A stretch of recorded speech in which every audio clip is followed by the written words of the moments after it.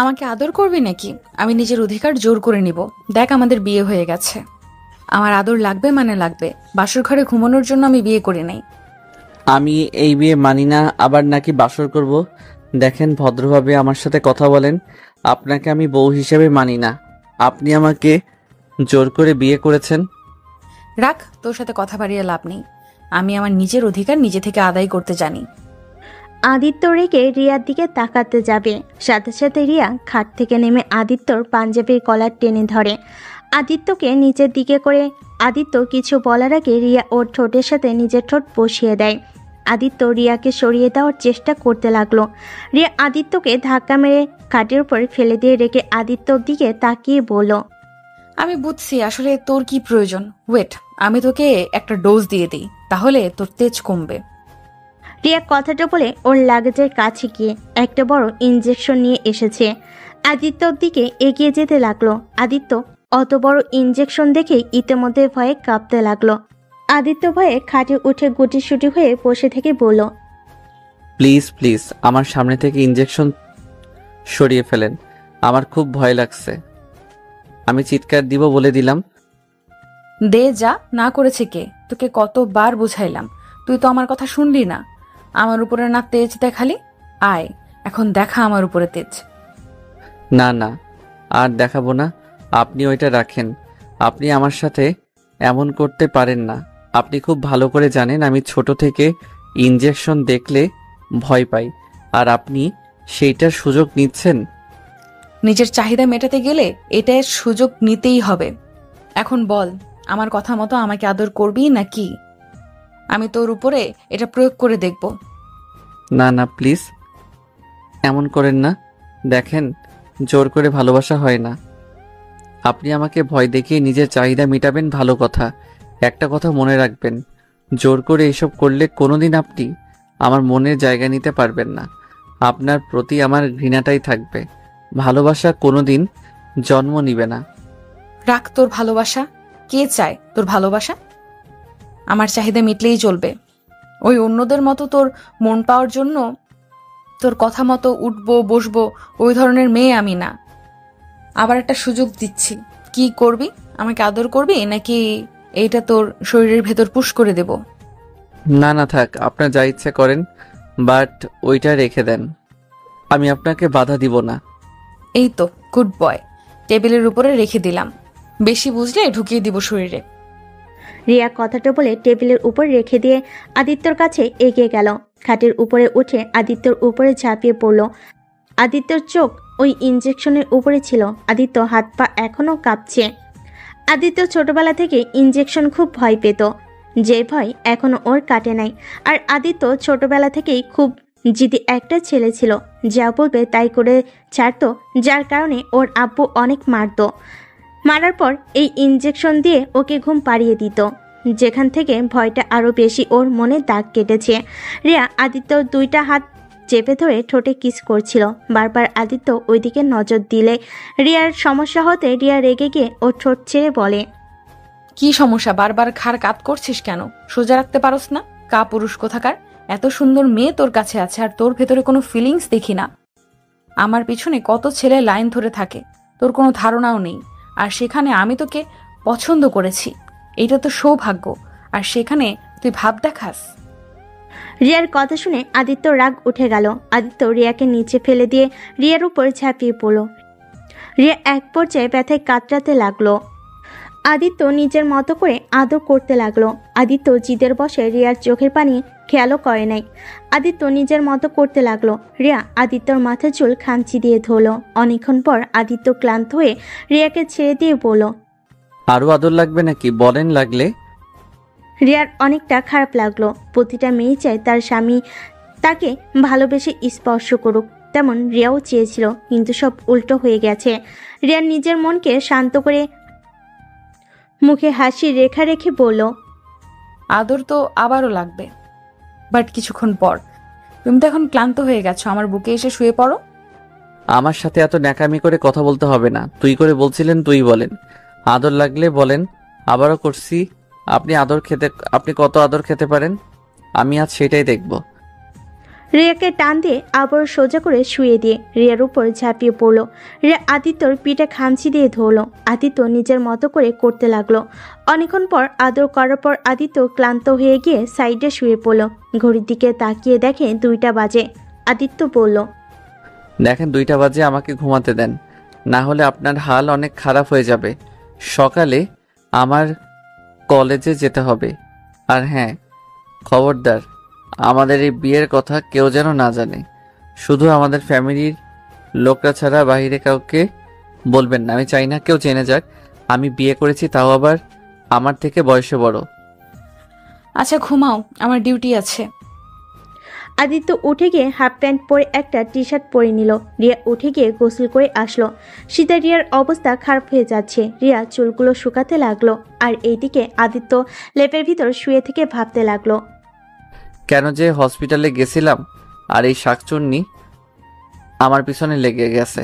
সেই দিন দাদুকে দেখতে না গেলে ভালো হইতো।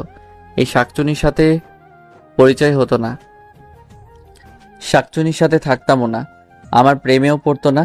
আর আব্বু নাকি আমার ভালো চাই, এই তার ভালো চাওয়া। আমার থেকে বয়সে বড় মেয়ের সাথে বিয়ে দিল। কি বন্ধুত্ব এদের! বন্ধুত্ব দেখাতে গিয়ে আমার গলায় শাকচুন্নি ঝুলিয়ে দিল। আদিত্য কথাগুলো ভেবে লাইটের আলোতে আরো বিরক্ত হয়ে গেল। আদিত্য রেগে রিয়ার দিকে চোখ যেতে দেখে রিয়া কাঁদছে। আদিত্য রিয়াকে বলল, এভাবে বসে আছেন কেন? শীতের মধ্যে এসেছে, ঘুমাতে পারেন না? আসলে মেয়েরা সবকিছুতে বেশি বোঝে। শীতে কাঁপছে তাও শুইতে আসে না। আদিত্যর কথা শুনে রিয়ার অনেকটা ভালো লাগে। রিয়া মিটিমিটি করে হেসে আদিত্যর দিকে তাকিয়ে বলল, কি ব্যাপার, বউ ছাড়া কি ঘুম ধরছে না নাকি? আদিত্য বিরক্ত হয়ে বলল, আপনাকে কইছে যত সব ভালোর জন্য কইলাম, শুরু হয়ে গেছে আজাইরা। ধুর মিয়া, শীতে কাঁপে মরেগা। আমি দেখেন কিছু বলি কিনা। দূর। আদিত্য কথাটা বলে ঘুরিয়ে চোখ বন্ধ করে নিল। রিয়া লাইট অফ করে আদিত্যর পাশে গিয়ে শুয়ে পড়ল। আদিত্যকে জড়িয়ে ধরতে গেলে আদিত্য লাফ দিয়ে ওঠে। উফ কি ঠান্ডা! আমার শরীরে হাত দিচ্ছেন কেন? আমার শীত লাগছে তাই দিয়েছি। বউয়ের ঠান্ডা হাত সহ্য করতে পারো না, তাহলে আমাকে সারা জীবন সহ্য করবে কি হবে? আপনাকে সহ্য করতেও চাই না। আপনাকে আমি ডিভোর্স দিয়ে দিব। আদিত্য কথা শুনে রিয়া অনেকটা কষ্ট পাইল।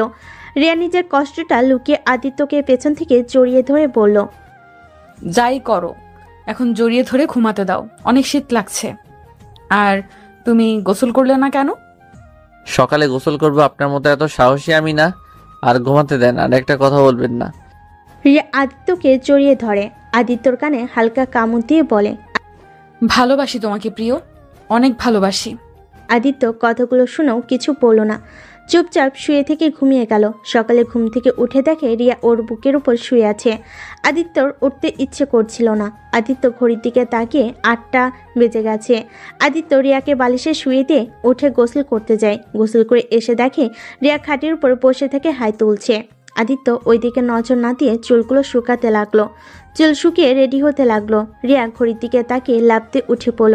রিয়া উঠে ফ্রেশ হয়ে এসে দেখে আদিত্য ব্যাগ নিয়ে চলে যাচ্ছে। রিয়া পেছন থেকে জড়িয়ে ধরে বলল, আমার কপালে চুমু না দিয়ে বের হয়ে যাচ্ছ কেন? ন্যাকামি থামান, আমাকে যেতে দেন। বউয়ের কপালে চুমু দিয়ে বের হতে হয়, জানো না? দূর, আমার জানতে হবে না। আদিত্য রিয়ার হাত সরিয়ে দিয়ে নিচে চলে গেল। আদিত্যকে একা বের হতে দেখে আদিত্যর আম্মু বলল, কি ব্যাপার আদিত্য, বৌমা কোথায়? ওর তো ডিউটি আছে 9টায়, তুই একাই কেন বেরোচ্ছিস? বৌমাকে নিয়ে খাবার খেয়ে কলেজে যা, আর বৌমাকে হসপিটালে নামিয়ে দিয়ে যা। আমার অত সময় নাই, আর ওনার হাত বানাই যে আমাকে নামিয়ে দিতে হবে। চুপ বেয়াদব ছেলে, সবসময় তেরা তেরা কথা। যা বলছি বৌমাকে ডাক দিয়ে রেডি করিয়ে নিয়ে আয়। আমি কলেজে যাব না নাকি? আম্মু আমি রেডি হয়ে গেছি।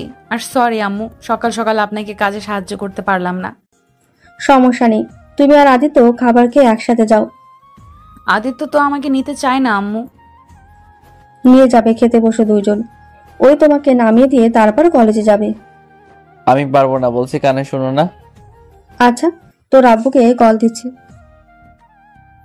আদিত্য কিছু না বলে টেবিলের সামনে গিয়ে চেয়ার টেনে বসলো। রিয়া বসলে আদিত্যর আম্মু দুজনকে খাবার দিল। দুজন তাড়াতাড়ি করে খেয়ে নিল। আদিত্য আর রিয়া বের হলো। আদিত্য বাইকে উঠে বসে আছে। রিয়া পাশ দিয়ে চলে যেতে নিলে আদিত্য রিয়ার দিকে তাকিয়ে বলে, ওই ন্যাকামি কেন করেন? দেখছেন এখানে দাঁড়িয়ে আছি, তারপরও কেন ন্যাকামি করে চলে যাচ্ছেন? তুমিই তো বললে আমাকে নিয়ে যেতে পারবে না। রিয়া খুশি হয়ে আদিত্যর কাঁধে হাত দিয়ে বাইকে ওঠে, ওকে জড়িয়ে ধরল।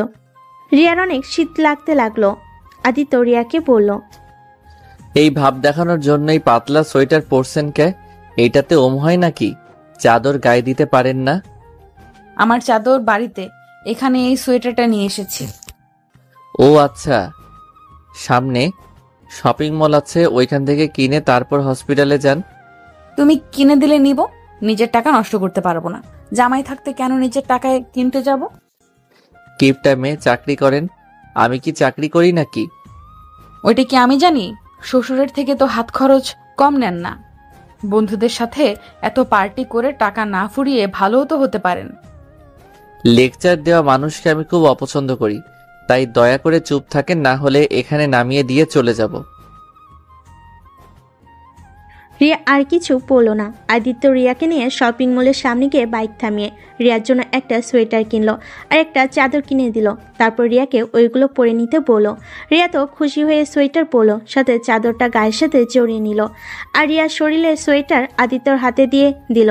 আদিত্য বিল পে করে শপিং মল থেকে বের হলো। রিয়া আদিত্যর পিছন পিছন বের হলো। রিয়া আদিত্যর কাঁধে হাত দিয়ে আবার বাইকে উঠলো।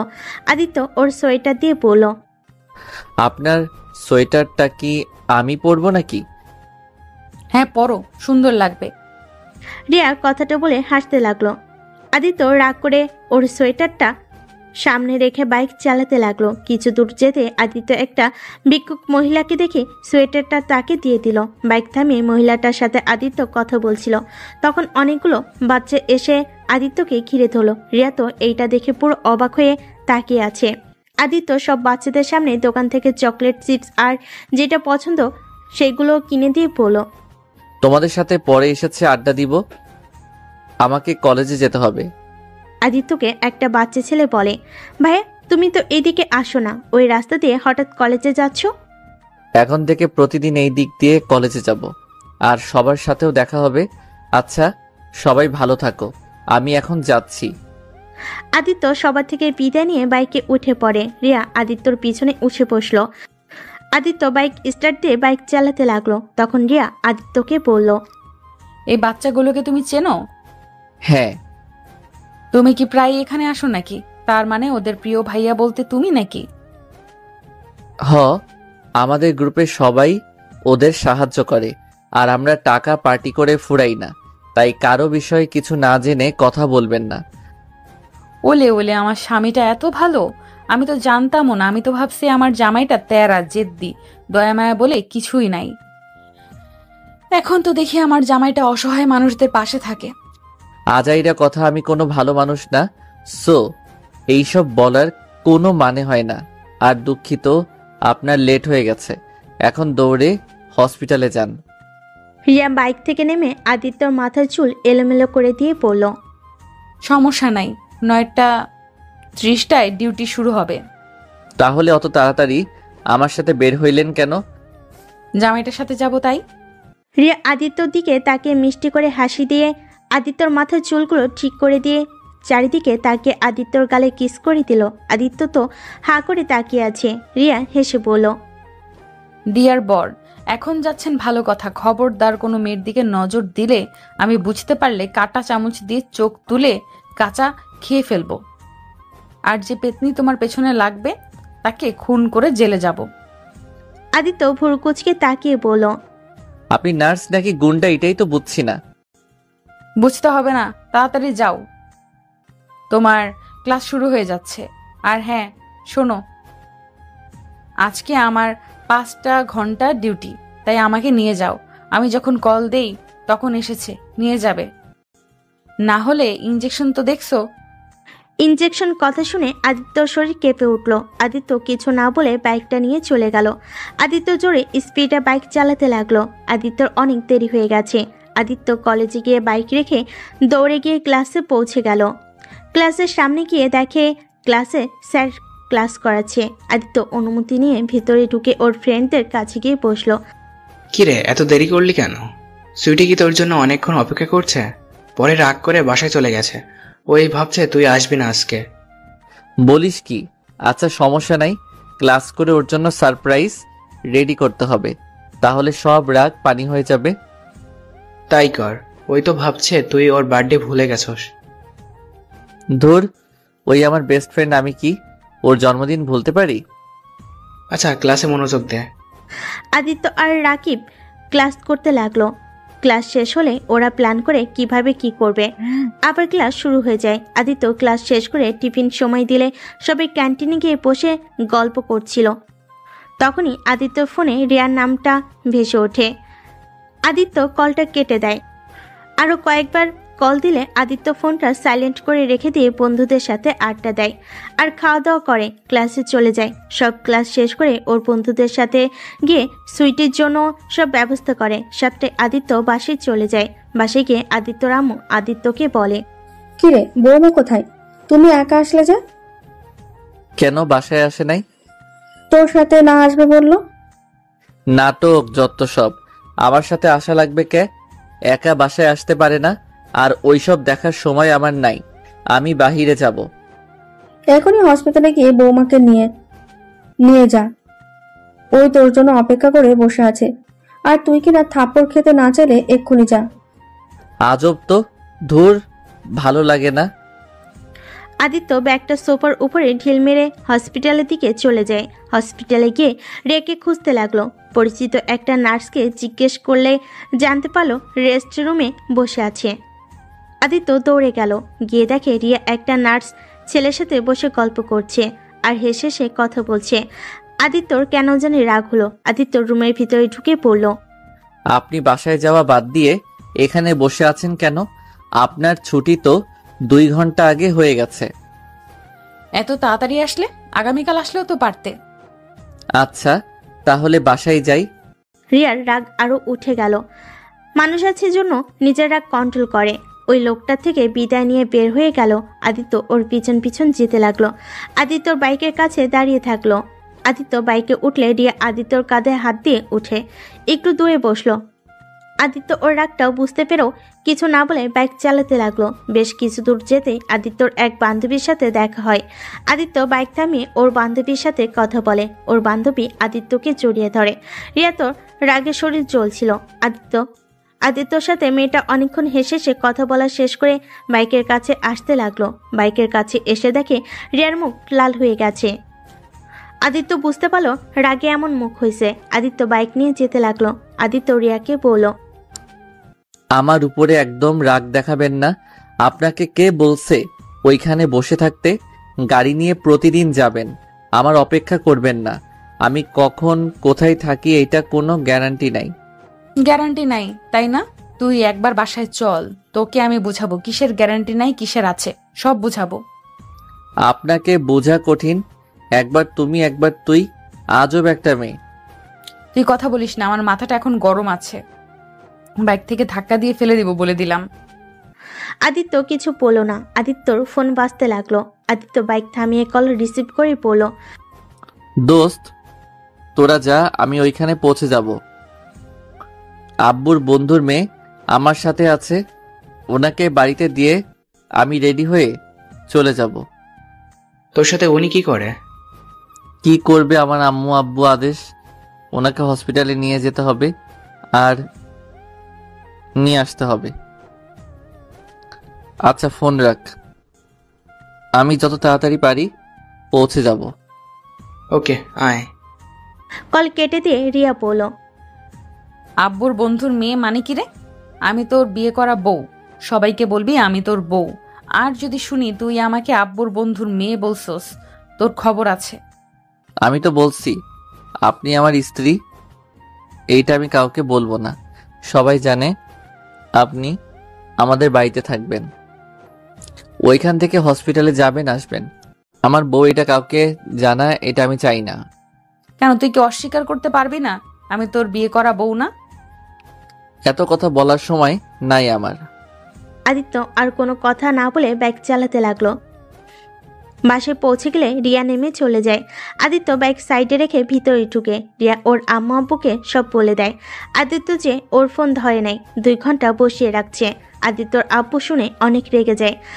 আদিত্য আব্বু ওকে মারতে যাবে, তখনই আদিত্য দাদিমা এসে থামিয়ে দেয়। আদিত্য রাগ করে রুমে চলে যায়। রুমে গিয়ে খাটে বসে থেকে রেগে ফুলতে লাগলো। রিয়া রুমে আসলে আদিত্য রিয়ার হাত শক্ত করে চেপে ধরে দেওয়ালের সাথে চেপে ধরে বলল, আপনি এইসব করে কি করতে চান? শুনেন, আমি আপনাকে ভালোবাসি না, আর কোনোদিন আসবো না। আমি অন্য কাউকে ভালোবাসি, আর ওকে ছাড়া আমি আমার লাইফে কাউকে ভালোবাসতে পারবো না। তাই আমার সাথে ন্যাকামি করে কোনো লাভ নাই। কিভাবে আমাকে রেখে অন্য কাউকে ভালোবাসো সেটা আমিও দেখব। আগে তো করছো। ওইসব দেখার বিষয় আমার নাই। আমি তোমার বিয়ে করা বউ, তাই তোমার সব ভালোবাসা পাওয়ার যোগ্য শুধুমাত্র আমি, আর কেউ না। আর যাকে ভালোবাসো তাকে মাথা থেকে ঝেড়ে ফেলে দাও, না হলে খুব খারাপ হয়ে যাবে। আদিত্য রেগে রিয়ার গলা চেপে ধরে বললে, ঝেড়ে ফেলবো না? কি করবি তুই? আমাদের কি করবি? দেখ, সম্মান করি বলে যা ইচ্ছে বলবি সেটা মেনে নিব। তাহলে তুই ভুল ভাবছস। আমাদের মাঝে আসার চেষ্টা করলে আমি তোকে খুন করে ফেলবো। আদিত্য কথা শুনে রিয়ার চোখ দিয়ে পানি পড়ছে। রিয়ার নিঃশ্বাস আটকে আসছিল। রিয়া আদিত্যর হাত সরিয়ে দিয়ে জোরে জোরে নিঃশ্বাস ফেলতে লাগলো। আদিত্য শার্ট প্যান্ট নিয়ে সোজা ওয়াশরুমে চলে যায়। ওয়াশরুম থেকে বের হয়ে রেডি হয়ে বাইকে চাবি নিয়ে বের হয়ে যায়। আদিত্য ওর আব্বু জিজ্ঞেস করলে আদিত্য বলে, আব্বু সুইটিদের বাসায় যাব, ওর আজকে বার্থডে, তাই আমরা সব বন্ধুরা একটা পার্টি দিয়েছি। তাহলে রিয়াকে নিয়ে যা। না, উনি এই শীতের ভিতরে গিয়ে কষ্ট করার থেকে বাসায় থেকে ঘুমাক। আচ্ছা, আমি যাচ্ছি। আদিত্য কাউকে কিছু বলার সুযোগ না দিয়ে বের হয়ে গেল। আদিত্য ওর বন্ধুদের সাথে সুইটিদের সাথে চলে যায়। ওদের সাথ সুন্দর করে সাজিয়ে রাখছে। আর এইদিকে সুইটি রাগ করে সে যে রুমে ঢুকেছে, একবারও বের হয় নাই। আর এইদিকে ওর আব্বু আম্মুকে জানিয়ে সব করে ফেলেছে আদিত্যরা। আদিত্য সুইটির রুমে গিয়ে নক করে। সুইটি দরজা খুলে আদিত্যকে রেখে রাগে কিছু না বলে রুমে ঢুকে পড়ল। কিরে শাকচুন্নি, এভাবে সারাদিন রুমের ভিতরে কি করস? প্রেম করস নাকি? আমাদের না জানিয়ে কোন ছেলের সাথে প্রেম করস রে? আদিত্য, ফাজলামি করবি না। কি বলতে এসেছিস বলে চলে যা, আমার ঘুম পাচ্ছে, ঘুমাবো। তুই আবার কবে থেকে 9টায় ঘুমানো শিখলি? আচ্ছা শোন, তোর সাথে কিছু কথা আছে। আমার কোনো কথা নেই তোর সাথে, তুই বাসায় যা, ভালো লাগছে না। আচ্ছা জায়গা থাক। আদিত্য কিছু না বলে রুম থেকে বের হয়ে গেল। সাথে চলে গেল সবার সাথে বাকি কাজ শেষ করলো। রাত 11:40 বাজতে আদিত্য আবার নিচে গিয়ে সুইটির রুমে ধাক্কা দিতে লাগলো। সুইটি এই শীতে উঠবে না বলে চিৎকার করে পড়ল, তোর বাচ্চা, তুই এখনো যাস নাই? দেখ বাসায় যা, আমি উঠবো না, আমার অনেক শীত লাগছে। চাবি এখন এখান থেকে। আরে শোন, তাড়াতাড়ি দরজা খুলে, আমার হাত অনেকখানি কেটে গেছে। আদিত্যর হাত কেটে যাওয়ার কথা শুনে সুইটি খাট থেকে নেমে দৌড়ে দরজা খুলে আদিত্যকে ঘরে নিয়ে গিয়ে খাটে বসিয়ে দিয়ে বলল, কোন হাত কেটেছে দেখি, কিভাবে কাটলি? একটু কি সাবধানে থাকতে পারোস না? দেখি কোথায় কেটে গেছে। ইয়ে মানে হাত কাটে নাই। শোন না, আমি তোর জন্য একটা ড্রেস আনছি, এইটা একটু পরে আমার সামনে আসবি। তোকে খুব এই ড্রেস পরা দেখতে ইচ্ছে করছে। আদিত্যর কথাটা উল্টোভাবে নিয়ে সুইটি লজ্জা পেয়ে গিয়ে রাগি লুক নিয়ে বলল, ফাজিল, কি বলিস? বিয়ে আগে এইসব একটা দিব? যা বাড়ি যা, আমি পরে আসছি। বিয়ে যখন করবে তখনই সব দেখিস। যা, রাত হলে খালি দুষ্টুমি করতে ইচ্ছে করে, তাই না? এই ছি ছি, কি বলিস? আরে আমি ওইভাবে কথাটা বলি নাই। হইছে, আর মিথ্যে বলতে হবে না। বাইরে অপেক্ষা কর, আমি পড়ছি। যখন রুমে ঢুকতে বলবো তখন ঢুকবি, তার আগে ঢুকলে খুন করে ফেলবো। আদিত্য দরজার কাছে দাঁড়িয়ে পাচাই করতে লাগলো। আর এদিকে সুইটি দরজার সিটকিনি না লাগিয়ে দিয়ে জামা চেঞ্জ করতে লাগলো। আদিত্য ঘড়ির টাইম দেখছে আর খালি বকছে। কি হইল? আর কতক্ষণ লাগবে? এবার তো দরজা খুলে। আদিত্য কথাটা বলে দরজা হালকা করে ধাক্কা দিলে সাথে সাথে খুলে যায়। আদিত্য অবাক হয়ে তাকিয়ে দেখে সুইটির জামা চেন লাগাতে পারছে না। আদিত্যকে দেখে সুইটি তাড়াতাড়ি করে সামনের দিকে ঘুরে বলল, ভিতরে এসেছিস যখন টেনটা লাগিয়ে দে। ওই তুই দরজা সিটকারি না দিয়ে ড্রেস চেঞ্জ করছিলি, যদি আমি কিছু দেখে ফেলতাম তখন? দেখলি কি, জামাই তো হবি, বিয়ের পর সব দেখবি, সেখানে না আগেই দেখলি, তা কি হয়েছে? ধুর, ফালতু কথা বাদ দে, সব সময় মজা ভালো লাগে না। আচ্ছা তুই ওয়েট কর, আমি জ্যোতিকে ডাক দেই। জ্যোতিকে ডাক দিবি মানে? না মানে আচ্ছা ওয়েট, আমি লাগিয়ে দিচ্ছি। আদিত্য সুইটির কাছে গিয়ে চোখ বন্ধ করে সুইটির চেন লাগিয়ে দিতে লাগলো। তখনই জ্যোতি কয়েকটা পিক তুলে নিল আর দরজায় টোকা দিয়ে পড়ল। কি ভাই, তোকে পাঠালো ওকে নিয়ে যাওয়ার জন্য, আর এখানে তোরা দুজন রোমান্স শুরু করছোস? আদিত্য সুইটিকে চেন লাগিয়ে দিয়ে পিছনে তাকিয়ে বলে। ধুর কি যাতা বলস, ওই শাকচুন্নি তো চেন লাগাতে পারছিল না। জ্যোতি আদিত্যর কথা শুনে বলে, হয়েছে, এখন চল তাড়াতাড়ি। কই যাবো রে? চল আগে, তারপর বুঝতে পারবি। আদিত্য একটা লাল কাপড় দিয়ে সুইটির চোখ বেঁধে দিল, সুইটিকে কোলে তুলে নেয়। আর এইটা জ্যোতি ভিডিও করতে লাগলো। সাদিকে সুইটিকে নামিয়ে দিয়ে আস্তে আস্তে চোখ খুলে দিয়ে সবাই একসাথে বলে ওঠে, happy birthday dear Sweety. Sweety ভালো করে চোখ তুলে তাকিয়ে দেখে আকাশের দিকে একটা ফটকা ফুটলে দেখে লেখা আছে শুভ জন্মদিন সুইটি। সুইটি পুরো ছাদ দেখে খুশিতে আদিত্যকে জড়িয়ে ধরে। আদিত্যকে ছাড়িয়ে রাকিব আর ফ্রেন্ডরা মিলে ওকে কেকের সামনে নিয়ে গিয়ে দাঁড় করিয়ে দেয়। সুইটি খুশিতে সবাইকে অনেক ধন্যবাদ দিতে লাগলো। তারপর কেক কেটে ওর বাবা মাকে খাওয়িয়ে আদিত্যকে খাওয়াতে গিয়ে আদিত্য সুইটির মুখে লাগিয়ে দেয়। আর সুইটি আদিত্যর মুখে লাগাতে যাবে, সাথে সাথেই পা বেজে আদিত্যর উপর পড়ে যায়। এসব জ্যোতি ক্যামেরা বন্দি করে নিল। সবাই ওদের তুলল। সুইটি এক এক করে সব বন্ধুদেরকে খাইয়ে দিতে লাগলো। সুইটির আম্মু আপু সবাইকে খাবার খাওয়ার তাড়া দিয়ে রুমে চলে গেল। আর এদিকে আদিত্যরা সারা রাত পার্টি করলো, নেশা করে সবাই নাচানাচি করতে লাগলো। এইগুলো জ্যোতি ওদের ফ্রেন্ড পেজ ভিডিওগুলো সব ফ্রেন্ডদের মেনশন করে পোস্ট করে দেয়। ওই নেশা করে সবাই ছাদের চিলকোঠায় সবাই ঘুমিয়ে পড়ে। সকালে উঠলে আদিত্য দেখে সুইটি ওর বুকের উপর শুয়ে আছে। আদিত্য তাড়াতাড়ি করে ওকে তুলে দিয়ে বলল, এই সবাই ওঠ, আর কত ঘুমাবি? অনেক বেলা হয়ে গেছে, উঠে সবাই। উফ জান, ঘুমাতে দাও তো, কত শান্তিতে একটু ঘুমাচ্ছি। রাখ তোর শান্তি, উঠে তোরা। কেউ আদিত্যর কথা পাত্তা না দিয়ে ঘুমাতে লাগলো। আদিত্য উঠে সুইটের আম্মু থেকে বিদায় নিয়ে বাসায় যায়। বাসায় গেলে আদিত্য দেখতে পায় ওর আব্বু রিয়া সোফায় বসে আছে। আদিত্যকে দেখে ওর আম্মু বলল, মহারাজ এসে গেছে। কি ব্যাপার, সবাই আমার দিকে এভাবে তাকিয়ে আছো কেন?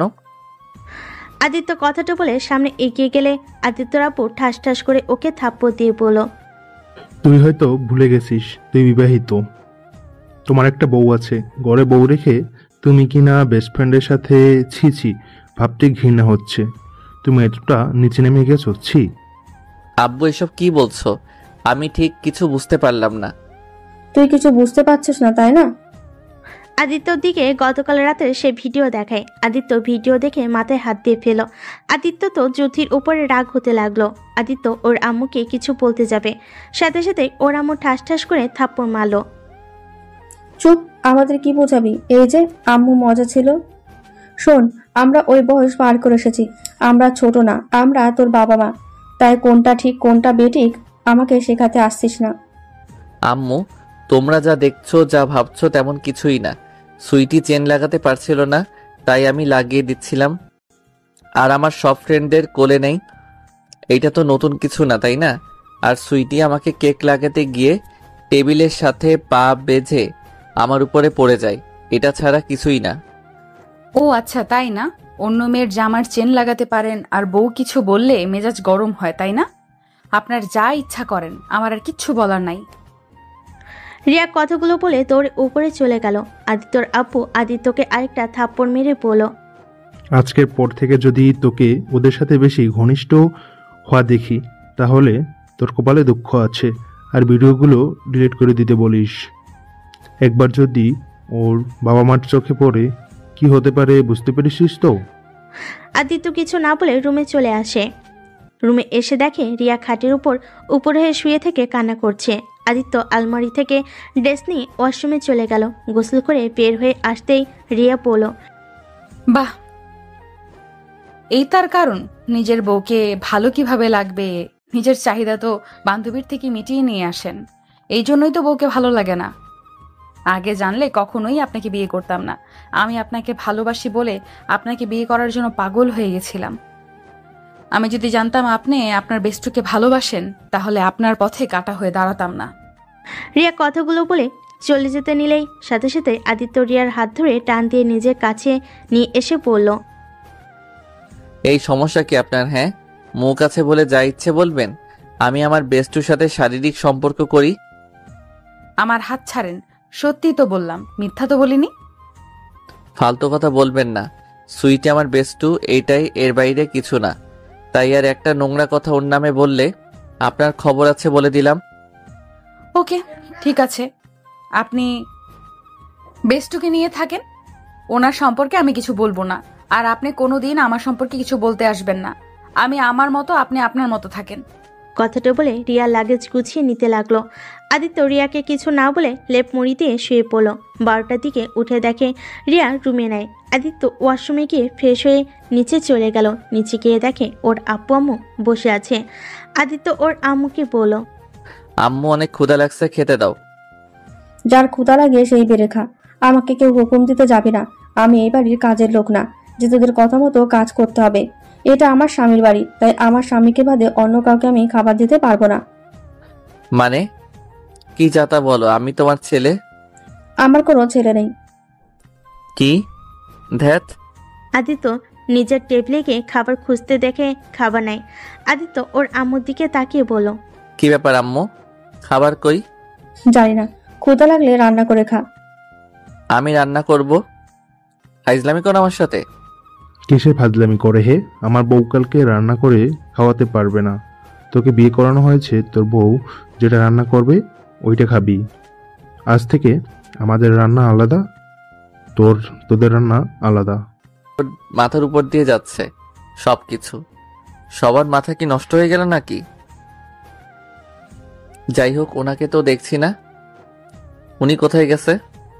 বাপের বাড়ি চলে গেছে। যেদিন বাপের বাড়ি থেকে ফিরিয়ে আনতে পারবি সেদিনই এই বাড়ির ভাত জুটবে। না হয় নিজে রান্না করে খা। তুই তো রান্নাও পারস না, না খেয়ে থাক। না কে থাকবো কেন? আব্বু টাকা দাও, বাইরে গিয়ে খেয়ে আসবো। আমার টাকা বেশি হয় নাই যে তোকে টাকা দিতে হবে। ঘরে রান্না করে খা, তাহলে চুপ করে বসে থাক। আজব কথা তো। দেখো আমার অনেক ক্ষুধা লাগছে, প্লিজ টাকা দাও, বাইরে যাব আমি। তোর কাছে দুইটা অপশন, এক বৌমাকে নিয়ে ওখানে খাবার খেতে পারবি, আর দুই নিজে রান্না করে খা। ধুর, খাবই না।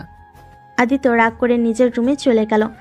আদিত্যর অনেক ক্ষুধা লাগছে, পেটে হাত দিয়ে শুয়ে থাকলো, আবার উঠে পড়লো। এভাবে সারাদিন কাটিয়ে দিল। তাও ওর আম্মু একবার ডাকলো না। সবাই খেয়ে ঘুমিয়ে গেল। আদিত্য রাতে লুকিয়ে রান্নাঘরে গিয়ে দেখে কিছুই রাখে নাই। আদিত্য রুমে চলে আসলো। সারা রাত আর ঘুম হলো না। ক্ষুধা লাগলে কি আর ঘুম হয়? সকালে উঠে কলেজে যাওয়ার জন্য রেডি হলো তাড়াতাড়ি, যাতে কলেজে যাওয়ার জন্য হাত খরচ দেয়। আদিত্য তাড়াতাড়ি নিচে চলে গেলে দেখে ওর আব্বু আম্মু খাবার খাওয়া শেষ করলো। আব্বু কলেজে যাব, টাকা দাও। শনিবারে আবার কবে থেকে ক্লাস হচ্ছে? ইস, মনে তো নাই। দেখ, যাই হোক, টাকা দাও, আমি বাইরে যাব। বলছি না টাকা দিতে পারবো না, তোর বউয়ের থেকে নে। তোর বউ তো ইনকাম করে, আমি ইনকাম করি আমার বউকে খাওয়ানোর জন্য, অন্য কাউকে না। আচ্ছা, ব্যাপার কি? দাদু কোথায়? তোর ফুপ্পির বাসায় গেছে। ও ধুর, আমি আমার ফ্রেন্ডের বাসায় গেলে তো খেতে পারি। আদিত্য কথাগুলো বলে দৌড়ে রুমে চলে গেল। রুমে এসে ড্রেস চেঞ্জ করে নিচে গিয়ে বাইক স্টার্ট দিলে বাইক চালু হয় না। আদিত্য অবাক হয়ে যায়। আদিত্য ট্যাঙ্কি চেক করে দেখে তেল নাই। আদিত্য তো ভ্যাবচাকা খেয়ে গেল। উপায় না পেয়ে প্রাইভেট কার নিতে যাবে, তখনই ওর আম্মু পিছন থেকে এসে বলে, ড্রাইভার চলো, আমি মার্কেটে যাব। কারটা ওর আম্মু নিয়ে চলে গেল। আদিত্য তো রাগে শরীর জ্বলতে লাগলো। আদিত্য উপায় না পেয়ে ওর হাই স্কুলে থাকা যে সাইকেল ছিল ওইটা বের করে চালিয়ে সুইটিদের বাসায় চলে গেল। সাইকেল চালিয়ে হাতে পায়ে একদম শক্তি কমে গেছে। সুইটিদের কলিং বেল বাজাতেই সুইটি দরজা খুলে দেখে আদিত্য। কি ব্যাপার আদিত্য, তোকে এমন দেখাচ্ছে কেন ভেতরে?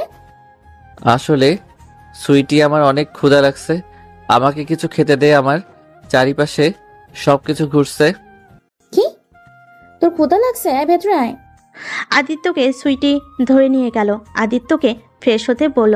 আদিত্য সুইটির রুমে গিয়ে ফ্রেশ হয়ে বসে থাকলো। সুইটি খাবার নিয়ে এসে আদিত্যকে দিলে।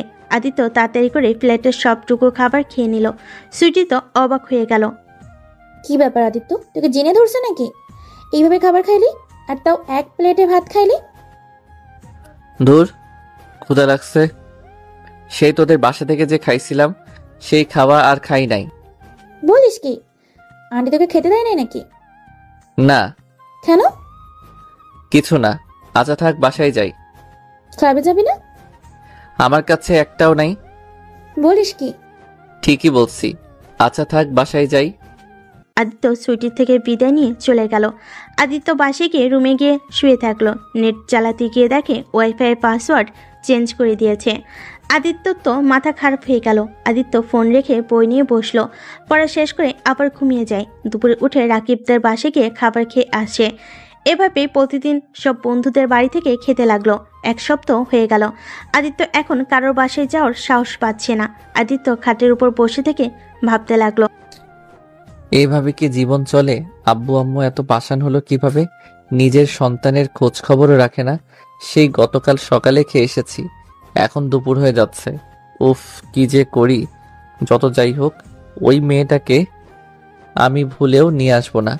আব্বুর প্ল্যান সফল হতে দিব না। কিন্তু শাকচুনিটাকে অনেক মিস করছি। শাকচুনিটা থাকলে নিশ্চয়ই আমাকে এভাবে রাখতো না, আর ওই থাকাতে শীতটাও কম লাগতো। ধুর, ভালো লাগে না। আদিত্য নিজে নিজে বিড়বিড় করতে লাগলো। তারপর আদিত্য অনেক কষ্টে ঘুমিয়ে গেল। সন্ধ্যায় উঠে নিজের শরীরে শক্তি পেল না। অনেক কষ্টে উঠে রেডি হয়ে নিল। নিচে গিয়ে বলল, আব্বু টাকা দাও, তোমাদের বৌমাকে নিয়ে আসতে যাব। তোর কথা আমরা বিশ্বাস করি না। কি প্রমাণ যে বৌমার কাছে যাবি? আরে কসম কেটে বলছে, ওনাদের বাসায় যাব। ওকে, আমার ওয়ালেটে নিয়ে আয়। আর কি কি নিতে হবে আমি বলে দিচ্ছি। আদিত্য ওর আব্বুর রুম থেকে ওয়ালেট নিয়ে আসলো। আদিত্যর আব্বু ওকে টাকা দিল। তারপর বলে দিল কি কি কিনে নিয়ে যেতে হবে। ওকে আচ্ছা, বাট এখন বাইকে তেল কিভাবে নিয়ে আসবো? গাড়ি নিয়ে যা, বাইক নিতে হবে না। আচ্ছা। আদিত্য বাসা থেকে বের হয়ে ড্রাইভিং করে। ওর আব্বুর বলা কথা মতো সব কিছু কিনে রিয়াদের বাসায় চলে গেল। বাসে গিয়ে কলিং বেল বাজাতেই আদিত্যর শাশুড়ি দরজা খুলে দিল। আদিত্য তাকে সালাম দিল। তারপর তার সাথে কথা বলে সব কিছু দিল। সব আনার কি দরকার ছিল? তোমার পড়াশোনা কেমন চলছে? জি ভালো। ভেতরে আছো? আমি তো ভেবেছিলাম তুমি শ্বশুর বাড়ি চেনোই না। আদিত্য শাশুড়ি আদিত্যকে ভিতরে নিয়ে গেল। আদিত্য সাথে টুকটাক কথা বলতে থাকলো। ভিতরে গিয়ে সবার সাথে কৌশল বিনিময় করলো। তারপর আদিত্যকে রিয়ার রুম দেখিয়ে দিল। আদিত্য উপরে উঠে সোজা রিয়ার রুমে ঢুকে পড়ল। রিয়ার রুমে ঢুকে আদিত্য তো অবাক হয়ে গেল, কারণ রিয়াকে একটা ছেলে কিস করছে। আদিত্য ভিতরে গিয়ে বলল, এইসব হচ্ছেটা কি? সাথে সাথে ছেলেটা রিয়াকে ছেড়ে দেয়। রিয়া চোখ লাল হয়ে আছে। এতে বোঝা যাচ্ছে রিয়া চোখে কিছু পড়ছিল, কিন্তু আদিত্যকে ভুল বুঝেছিল। আদিত্যকে দেখে রিয়া ছেলেটার গালে কিস করে বলল, ধন্যবাদ জান, অনেক মজা ছিল। আচ্ছা জান, তুমি যাও, আমরা ফোনে কথা বলবো। হুতুম পাচা চলে এসেছে, এখন তুমি থাকলে আম্মু আব্বু বকা দিবে। রিয়ার কথা শুনে ছেলেটা অবাক হলো। রিয়া চোখ মারলে ছেলেটা রিয়ার কপালে চুমু দিয়ে চলে যায়। এইটা দেখে তো আদিত্যরাকে কচকচ করতে লাগলো। কি ব্যাপার, তুমি এখানে কি করো? আর কারো রুমে আসলে যে নক করে আসতে হয়, এটা কি জানো না? ওই ছেলেটাকে কিস করলেন কেন? আর আপনার এত বড় সাহস, পরপুরুষকে আপনার ঘরে ঢুকতে দেন? রিয়া আদিত্যর কথা শুনে জোরে জোরে হাসতে লাগলো। রিয়া আদিত্যকে বলল, কি কি পরপুরুষ? ওই কোনো পরপুরুষ না, ওই আমার হবু স্বামী। তোমাকে ডিভোর্স দিয়ে আমি ওকে বিয়ে করে নিব, তাই পরপুরুষ বলবে না। আদিত্যর অনেক রাগ হলো। আদিত্য কিছু না বলে রিয়ার রুম থেকে বের হয়ে গেল। নিচে গিয়ে রিয়ার আম্মুকে বলল, আম্মু, আমি তাহলে আসছি। আগামীকাল কলেজে আছে তো, আমাকে যেতে হবে, আর কিছু কাজ আছে। কি বলো বাবা, কেবল আসলে কেবলই চলে যাবে? না না, এটা হবে না। আজ প্রথম শ্বশুর বাড়িতে আসলে আর না খেয়ে চলে যাবে? ক্লাস অনেক করতে পারবে। তুমি যাও, রুমে রেস্ট নাও। আগে আমাকে জানালে আমি সব কিছু রান্না করে রাখতাম। না আম্মু, আমি অন্য একবার এসেছি, আপনার হাতে মজার মজার সব রান্না খাবো। আজকে আমি যাই, আমার একটু কাজ আছে। আদিত্য ওর শ্বশুর শাশুড়িকে সবকিছু বুঝিয়ে সুঝিয়ে চলে আসলো। বাসায় না গিয়ে আদিত্য ক্লাবে চলে গেল। ক্লাবে গিয়ে দেখে সবাই আড্ডা দিচ্ছে। আদিত্যকে দেখে সবাই অবাক হয়ে পড়ল। ভাই তোর কি হয়েছে, আজকে এখানে আসলে? এই 1 সপ্তাহ ধরে লুকোচুরি খেলছিস কেন? এমনি শর্ট ড্রিঙ্কস করতে দে। ওকে কর, আজকে সবকিছু ফ্রি। মানে? আদিত্য বলে মানে কিছুক্ষণ পর জানেট পারবি। তোকে এমনিতেই সবাই ধরে নিয়ে আসতো, তুই এসেছিস এটাই ভালো হয়েছে। আমাকে একটু বুঝিয়ে বলতো কি হয়েছে। রাকিব কিছু বলতে যাবে, তখনই কেউ সুইটি মাইকে বলল, আদিত্য, তোকে আজ আমি কিছু কথা বলতে চাই। আমাকে কি বলবি? আর বলবি ভালো কথা, মাইকে করে বলার কি প্রয়োজন? সবাইকে জানানোর দরকার নেই, সবাই আমার দিকে মনোযোগ দাও। যারা আদিত্যকে ভালোবাসো বা পছন্দ করো সকল মেয়েদেরই বলছি, আমি আদিত্যকে ভালোবাসি। আই লাভ ইউ আদিত্য, আমি তোকে অনেক ভালোবাসি। আমি জানি তুইও আমাকে অনেক ভালোবাসস, তাই আমি চাই তুই সবার সামনে আমাকে প্রপোজ করবি।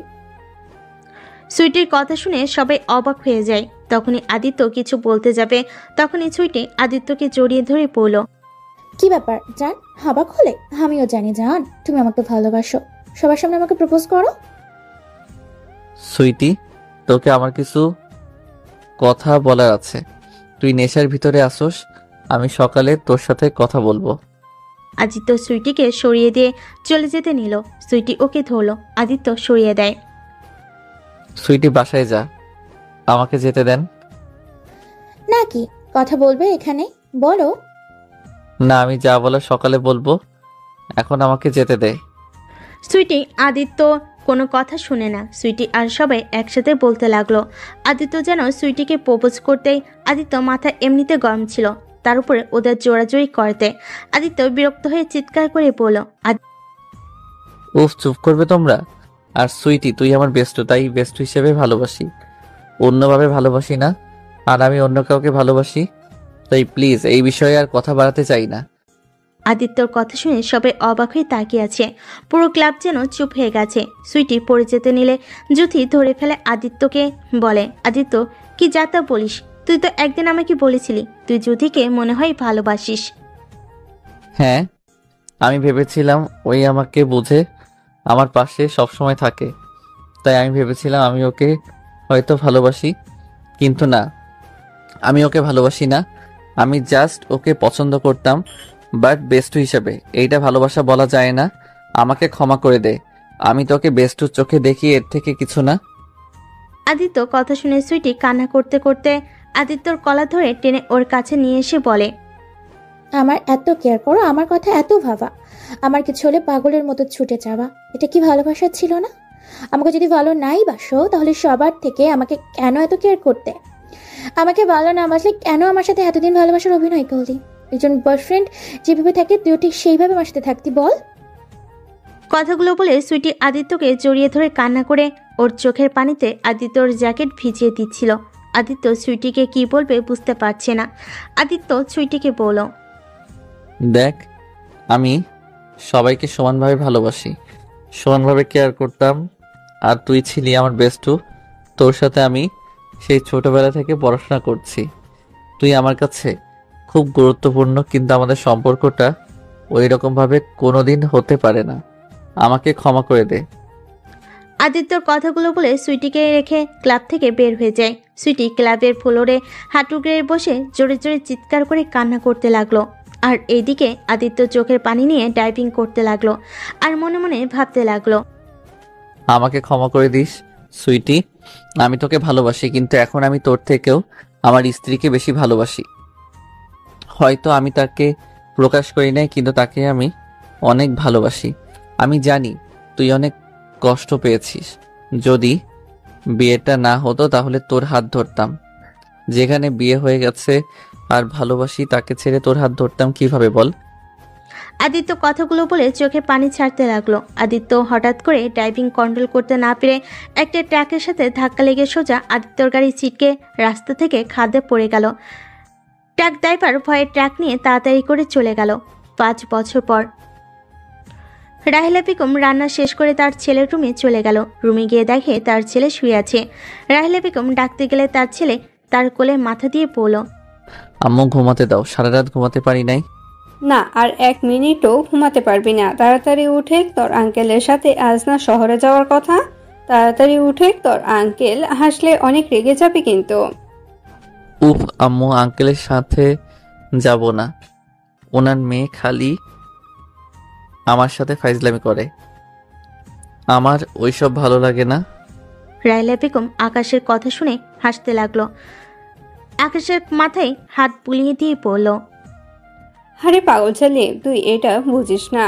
তুলি তোকে ভালোবাসে, তাই তোর সাথে এমন করে। আমার ছেলেটা সে কবে বড় হবে কে জানে। আমি তো আপুকে ভালোবাসি, তাই বলে আপু এরকম করবে? আরে পাগল ছেলে, আমার এই ভালোবাসা ওই ভালোবাসা না, ওই তোকে অন্য রকম ভাবে ভালোবাসে।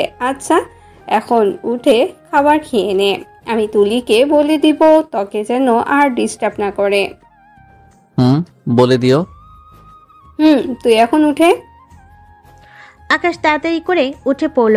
উঠে ওয়াশরুমে গিয়ে ফ্রেশ হয়ে টেবিলে বসে খাবার খেয়ে নিল দুইজন। আকাশ শুন, 1 সপ্তাহ পর আমরা শহরে চলে যাব। আমি ট্রান্সফার করে নিব। কেন, এখানে কি হয়েছে? গ্রামে থেকে কোনো লাভ নেই, তাই শহরে চলে যাব। আমি শিক্ষকতা করব, আর তুই শহরে একটা চাকরির ব্যবস্থা করে নিবি। এখানে থাকলে বাদর আরো হওয়া বাকি থাকবে না। আমি আবার কি করলাম? কিছুই করেন নাই দেখে প্রতিদিন এতগুলো বিচার আসে। আর কিছু করলে মনে হয় সেকেন্ডে সেকেন্ডে বিচার আসতো। ঢাকা যাবে কার কাছে? তোর আঙ্কেলদের বাসায় ভাড়া উঠব। আবার কি ঝামেলা কথা বলা, দূর ভালো লাগে না। থাকো, গেলাম। আঙ্কেল এসে গেছে। তাহলে কি আম্মু, আমি আর আসবো না? ওইখানে থেকে যাব। তুমি একা আসবে নাকি? তুই একেবারে তোর সবকিছু নিয়ে চলে যা। আমি বাকি জিনিসপত্র আস্তে আস্তে সব পাঠিয়ে দিব। ওকে, আই লাভ ইউ আম্মু। I love you too. আকাশের কপালে চুমু দিল। আকাশ জড়িয়ে ধরে ওর আঙ্কেলের সাথে চলে যেতে নিল। আকাশ বাসে উঠে যাচ্ছিল। আকাশ বাইরের দিকে তাকিয়ে আছে। আকাশের আঙ্কেল আকাশকে বলে, তোমার আপু মারা যাওয়ার পরে তোমার আম্মু অনেকটা অসহায় হয়ে পড়ছিল। তোমাকে নিয়ে আবার নতুনভাবে বাচ্চার স্বপ্ন দেখছে। তুমি তোমার আম্মুকে কষ্ট দিও না কখনো। আকাশের আঙ্কেল আকাশকে সবকিছু বুঝিয়ে দিতে লাগলো। আর আকাশ ওর আঙ্কেলের সাথে কথা বলে বুঝতে পারলো ওরা ঢাকা না সিলেট যাবে। ওরা ঢাকা না সিলেট চলে যাবে। সিলেটের কথা শুনে আকাশ চমকে গেল। আঙ্কেল, আম্মু না সিলেটের কথা শুনতে পারে না। আপনি আম্মুকে বলেছেন আপনি যে সিলেটে নিয়ে যাচ্ছেন? আকাশের আঙ্কেল বলে ওর আম্মুকে বলে নাই। আর সিলেট নাকি ওনার বড় ভাই থাকে, সে নাকি আকাশকে চাকরি দিবে। আর তুলি ওইখানে থাকবে। তুলি যেন খেয়াল রাখে। কি, তুলি আপু আমার সাথে থাকবে নাকি? আর আঙ্কেল, আম্মু তো নাকি ঢাকা চলে আসবে। তাহলে ঢাকায় গিয়ে আমাকে না পাইলে আম্মু তো রেগে যাবে। আমাকে ছাড়া থাকতে পারে না, এইটা তো আপনি জানেন। তারপরে এমন করলেন কেন? আকাশের আঙ্কেল বলে, তোমাকে ওইসব নিয়ে ভাবতে হবে না। তুমি আমার মেয়ের খেয়াল রেখেও এতে হবে। আমার মেয়েকে প্রতিদিন হসপিটালে দিয়ে আসবে। আর হসপিটাল থেকে নিয়ে এসে অফিসে চলে যাবে। আর কাজটা যেন মনোযোগ দিয়ে করে। আঙ্কেল, আমি আম্মুকে ছাড়া থাকতে পারবো না। আমি যাব না, আমি বাসায় যাব। আকাশ সাথে সাথেই ওর আম্মুকে কল দেয়। ওর আম্মু কল রিসিভ করে আকাশ বলে, আম্মু, আঙ্কেল আমাকে সিলেট নিয়ে যাচ্ছে। আম্মু, আমি তোমাকে ছাড়া একা ওইখানে গিয়ে থাকতে পারবো না। আম্মু, আঙ্কেলকে বলো আমাকে তোমার কাছে দিয়ে আসতে। কি, সিলেট নিয়ে যাবে মানে? আমাকে না বললো ঢাকায় তোকে একটা চাকরি দিবে? দেখি তোর আঙ্কেলের কাছে ফোন দে। আদিত্য ওর আঙ্কেলের কাছে ফোন দিলে ওর আঙ্কেল ওর আম্মুকে বুঝাতে লাগলো। অনেকক্ষণ দুজন কথা বলার পর আকাশের কাছে ফোন দেয়। রাহিলা বেগম আকাশকে বলল, আচ্ছা, তোর আঙ্কেলের সাথে যা। আর শোন, আমি যত তাড়াতাড়ি পারি তোর কাছে চলে যাব। আচ্ছা আম্মু, তাড়াতাড়ি আমার কাছে চলে আসবে, কিন্তু আমি তোমাকে ছাড়া থাকতে পারবো না একা। হায় রে, আমার ছেলেটা এত বোকা কেন যে হয়েছে। আরে মা কতদিন বেঁচে থাকবে? হ্যাঁ, একা চলার চেষ্টা কর, সব জায়গায় মামা করিস না। আম্মু তুমি এভাবে আমাকে বলতে পারলে? ওকে, লাগবে না তোমাকে, ভালো থাকো। আকাশ ফোনটা কেটে দিয়ে মন খারাপ করে বাইরের দিকে তাকিয়ে থাকলো। সিলেট পৌঁছাতে পৌঁছাতে রাত 9টায় গিয়ে পৌঁছে গেল। আকাশকে ওর আম্মু কল দিলে আকাশ কল রিসিভ করে না। আকাশ আম্মু বুঝতে পারলো ও রাগ করেছে, যার কারণে ওর আঙ্কেলের কাছে কল দিল। এদিকে আকাশ সিলেটে নেমে ওর কেমন যেন লাগতে লাগলো। আকাশ চারিদিকে ঘুরে দেখতে লাগলো। আকাশের মাথা কেমন যেন চক্কর দিতে লাগলো। আকাশের আঙ্কেল ওকে ধরে ফেললো। আকাশের আঙ্কেল ওকে জিজ্ঞেস করে কি হয়েছে। কিছু না, বাস জার্নি করছি দেখে মনে হয় মাথাটা কিছুটা চক্কর দিচ্ছে। আকাশের আঙ্কেল একটা সিএনজি নিয়ে দুজন চলে গেল। আকাশ বাসে গিয়ে সবার সাথে পরিচয় হয়ে নিল। আকাশ দেখে তুলি খুশি হয়ে আকাশের কাছে এসেছে, বলো, আকাশ কেমন আছো? ভালো আপু, আপনি? ভালো। আপু বলতে না করছি, তারপরও আপু আপু করার মানে কি? আপনি তো আমার আপু হন। ধ্যাত, আমার সাথে আসো। আকাশ তুলির পিছন পিছন যেতে লাগলো। তুলির রুমের ভিতরে গিয়ে আকাশের হাত টান দিয়ে খাটের উপর ফেলে দিয়ে আকাশের উপর শুতে যাবে। সাথে সাথে আকাশ জোরে চিৎকার দিয়ে ওঠে। তুলি ভ্যাবাচাকা খেয়ে সাথে সাথে আকাশের মুখ চেপে ধরে। সবে এসে পড়ে। তুলি তাড়াতাড়ি করে ওর উপর থেকে উঠে পড়ে। তুলির বড় চাচু এসে বলে, কি হয়েছে বাবা, এভাবে চিৎকার দিলে কেন? ও কিছু না আঙ্কেল, ওই তো একটু ভীতু, আমার সাথে একটু ধাক্কা লেগে পড়ে গেছে, এইটাতে চিৎকার করে উঠেছে। মেয়েদের থেকে দূরে থাকি তো। সবাই চলে গেলে তুলির চাচাতো বোন মিটি মিটি করে হাসতে লাগলো। সবাই চলে গেলে তুলির চাচাতো বোন গেল না। তুলির চাচাতো বোন রূপা তুলিকে বলল, কি রে, তোর জামাই তোর ধাক্কা খেয়ে যে চিৎকার দিয়েছে, না জানি তুই অন্য কিছু করলে কি করে বসে। আমি ওনার জামাই না, আপনি কি করেন? জামাই না, জামাই তো হয়ে যাবে। এই বলত, এভাবে চিৎকার দিলি কে? তুলিকে রেগে আসতে দেখে আকাশ, মনে হচ্ছে এমন কেউ তার সাথে আগে কেউ করতো। আকাশের মাথায় যন্ত্রণা হতে লাগলো। আকাশ চিৎকার দিতে যাবে, সাথে সাথে তুলি আর রূপা দৌড়ে রুম থেকে বের হয়ে গেল। আকাশ নিজেকে স্বাভাবিক করে ফ্রেশ হতে চলে গেল।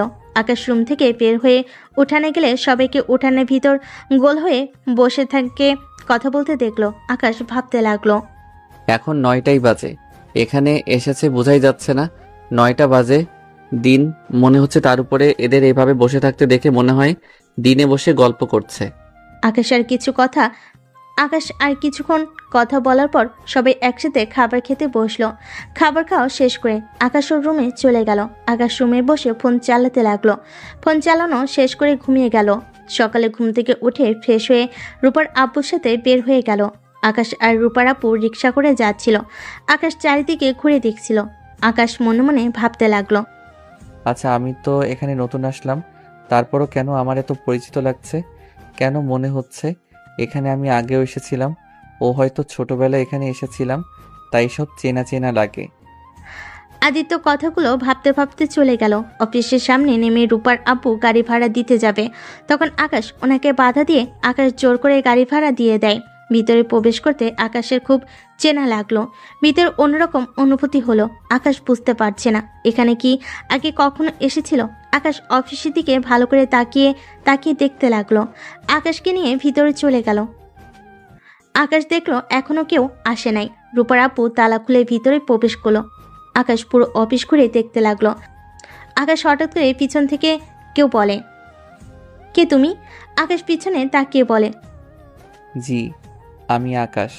লোকটা আর কিছু বলতে যাবে, তখনই রূপার আপু এসে বলে, স্যার এটা আমার ভাগনা, আর ওকে কাজটা দেওয়ার কথাই বলেছিলাম। লোকটা আকাশকে তার কেবিনে পাঠিয়ে দেওয়ার কথা বলে চলে গেল। আকাশকে নিয়ে তার কেবিনে গেল। লোকটা ওকে অনেক কিছু জিজ্ঞেস করলো। আকাশ এক এক করে সব উত্তর দিল। তারপর লোকটা বলল, আজ থেকে কাজে লেগে পড়ো, আর তোমার কাজ হলো যখন যে যা চাইবে তাই নিয়ে আসবে। ওকে স্যার, ধন্যবাদ। আকাশ কেবিন থেকে বের হয়ে সবকিছু পরিষ্কার করতে লাগলো। এক এক করে সব কলিগরা চলে আসলো। সবার সাথে আকাশকে পরিচয় করিয়ে দিল। আকাশ সবার কথা মতো কাজ করতে লাগলো। সারাদিন কাজ করে। অফিস 8টায় ছুটি হলে বাসায় চলে যায়। বাসায় গিয়ে আকাশ ফ্রেশ হয়ে সবার সাথে কথা বলতে লাগলো। ওরা টুকটাক কথা বলে খাবার খাওয়া শেষ করলো। খাওয়া শেষ করে যার যার রুমে চলে গেল। আকাশ রুমে গিয়ে কিছুক্ষণ বাইরের দিকে তাকিয়ে থাকলো। 11টার দিকে খাটে শুয়ে ঘুমিয়ে যায়। সকাল 8:30 উঠে ফ্রেশ হয়ে খাবার খেয়ে রূপা আর তুলিকে নিয়ে বের হলো। একটা সিএনজি নিয়ে 3 জন যাচ্ছিল। হসপিটালের সামনে গিয়ে ওদের দুজনকে নামিয়ে দিয়ে ওরা অফিসে চলে গেল।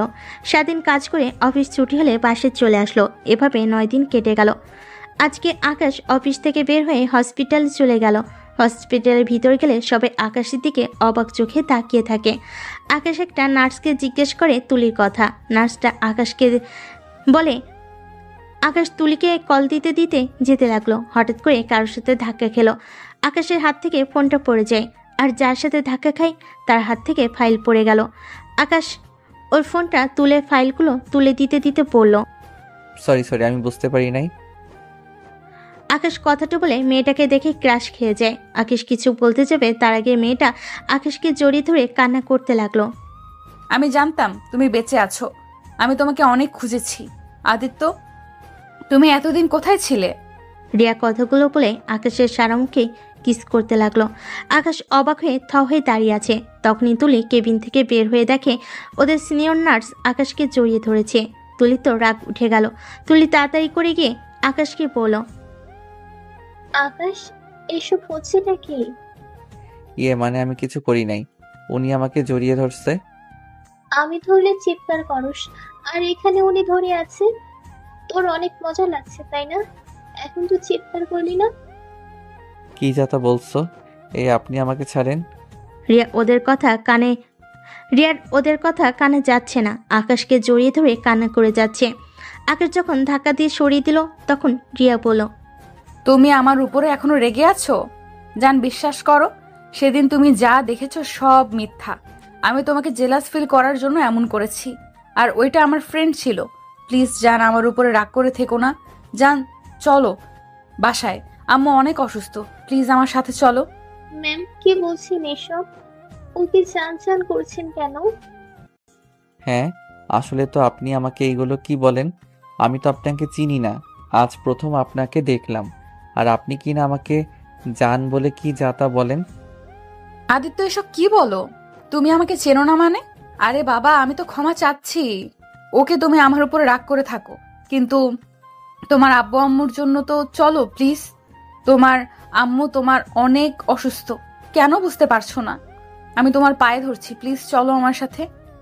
এই মেয়ে পাগল হয়ে গেছে, কি যাতা বলে। আমার আম্মু নাকি অসুস্থ? আমার আম্মু তো গ্রামের বাড়িতে। আপনি আমার আম্মুকে কোথায় পান?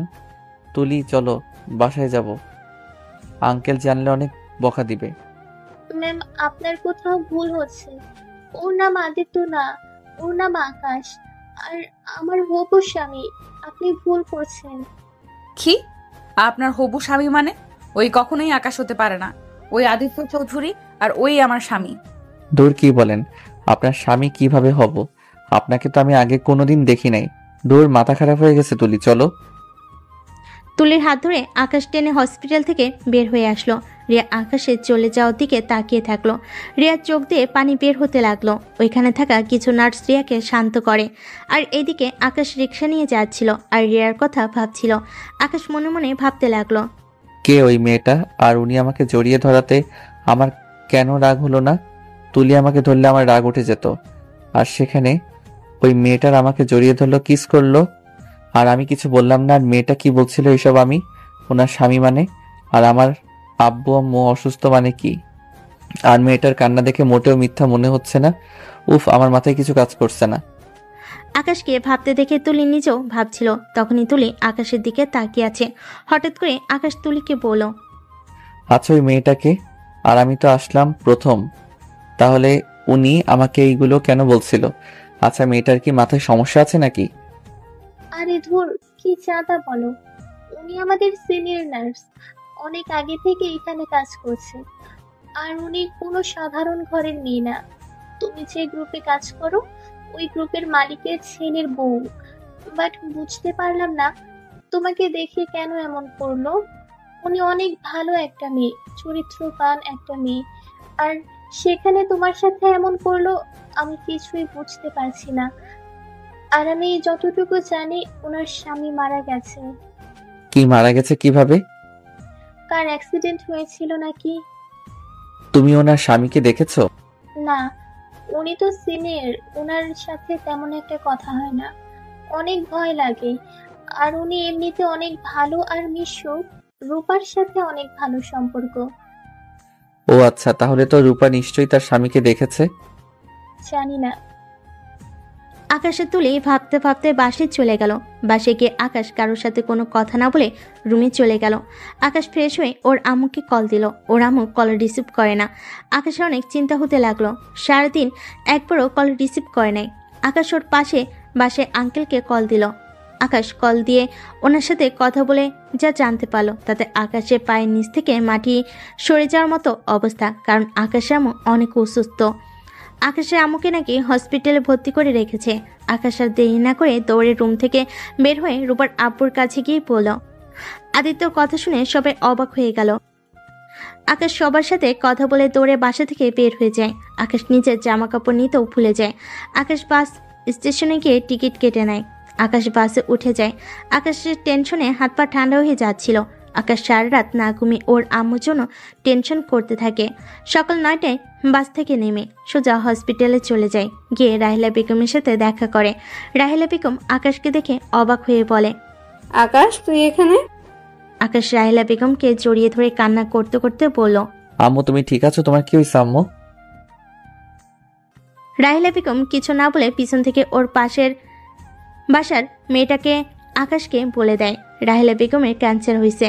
আকাশ যেন আকাশ থেকে পড়ল। আকাশ চোখের পানি ধরে রাখতে পারল না। আম্মু আমি তোমার কিছু হতে দিব না, আমি তোমাকে ছাড়া বাঁচবো না আম্মু। আম্মু এখনই চলো শহরে ডাক্তার দেখাবো।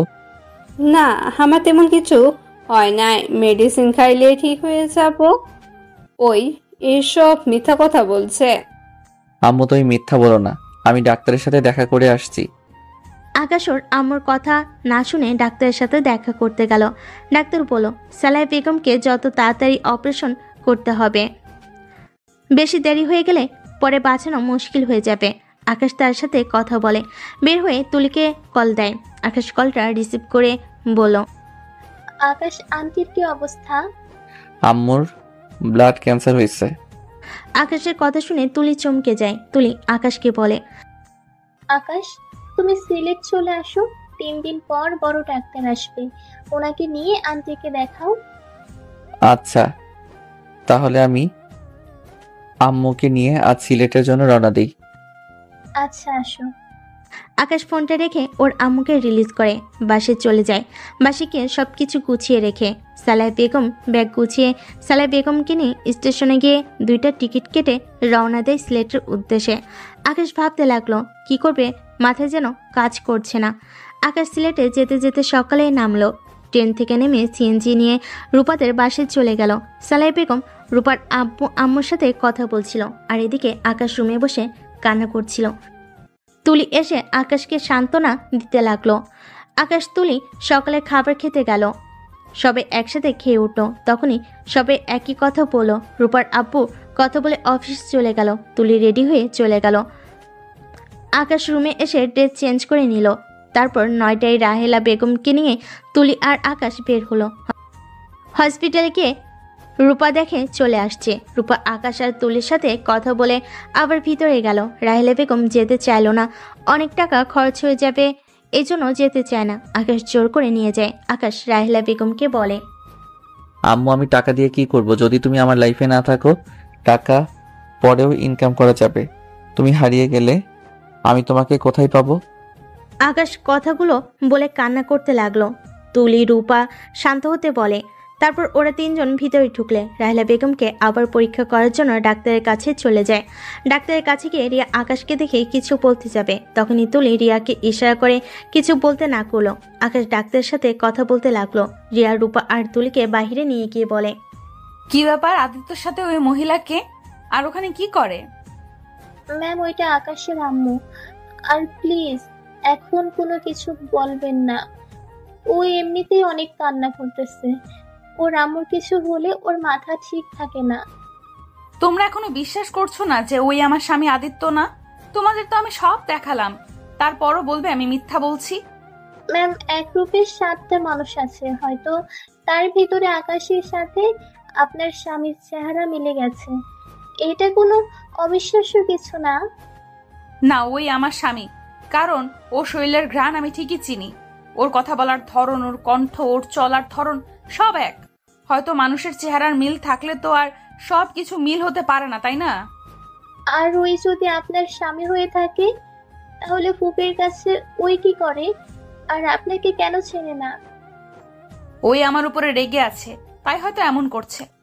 হ্যাঁ, সব বুঝলো, বাট ওর আম্মু আপুর কথা শুনেও ওই নিশ্চয়ই এখানে থাকতো না। কখন তার আম্মুর সাথে দেখা করতে যেত? আমি বুঝতে পারছি না ওই কেন এমন করছে। আকাশ কেবিন থেকে বের হয়ে আসলো। আকাশের অনেক টেনশন হচ্ছে। আকাশ চোখ বন্ধ করে আল্লাহর কাছে দোয়া করতে লাগলো। হঠাৎ করে আকাশের ফোনে কল আসে। আকাশ ফোন বের করে দেখে ডাক্তার কল দিয়েছে। আকাশ কলটা রিসিভ করতে ডাক্তার যা বলল তা শুনে আকাশ খুশি হয়ে গেল, কারণ ওইটা রাহেলা বেগমের রিপোর্ট না, আরেকটা রাহেলা বেগমের রিপোর্ট ছিল। ওদের নার্স ভুলে উল্টাপাল্টা করে ফেলেছে, তার জন্য ক্ষমা চায়। আর আকাশের আম্মু টেনশনের কারণে জ্ঞান হারিয়ে ফেলেছিল। আকাশ ডাক্তারের সাথে কথা বলা শেষ করে ফোন রাখলো। রিয়া কেবিন থেকে বের হয়ে বলল, এই যে ভূত, আপনার এত চিন্তা করতে হবে না। আপনার আম্মুর কিছু হয় নাই। আপনার আম্মুর টেনশন বেশি করে, টেনশন করতে না করবেন।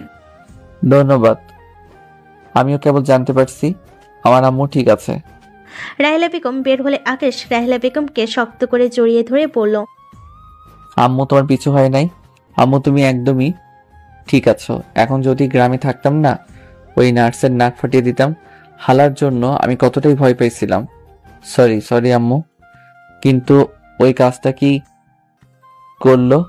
আচ্ছা, আমি বিলটা দিয়ে আসছি, তোমরা হাঁটো, আমি আসছি।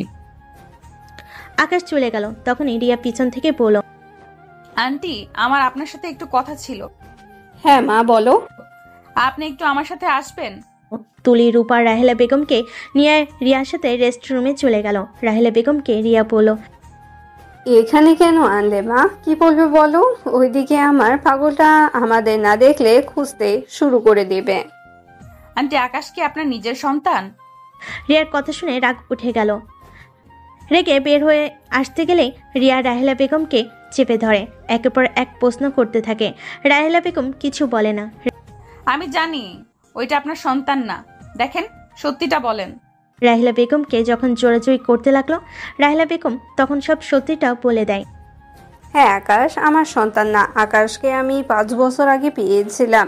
আমার সন্তান স্বামী যেদিন মারা যায় রোড অ্যাক্সিডেন্টে, তখন আমি আকাশকে পাই।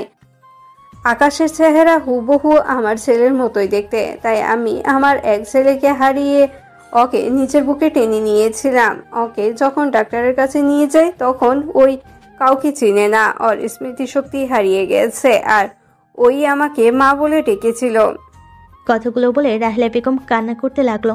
তুলি রূপা শুনে অবাক হয়ে যায়। তুলি কয়েকবার পিছিয়ে যায়। তুলি কান্না করতে করতে বলে, আন্টি, আমার আকাশ তাহলে এই দুনিয়াতে বেঁচে নাই। এই জন্য আকাশ আমাকে ভালোবাসে না। এই জন্য আকাশের কাছে গেলে আকাশ চিৎকার করতো, আমার সাথে ভালো করে কথা বলতে চাইতো না। তুলি কথাগুলো বলে কান্না করতে করতে দৌড়ে চলে যায়। আকাশ ওদের না দেখে আসতে গিয়ে ধাক্কা খায় তুলির সাথে। আর তুলি পিছনে রূপা আর রিয়া রাহেলা বেগমও ছুটতে থাকে।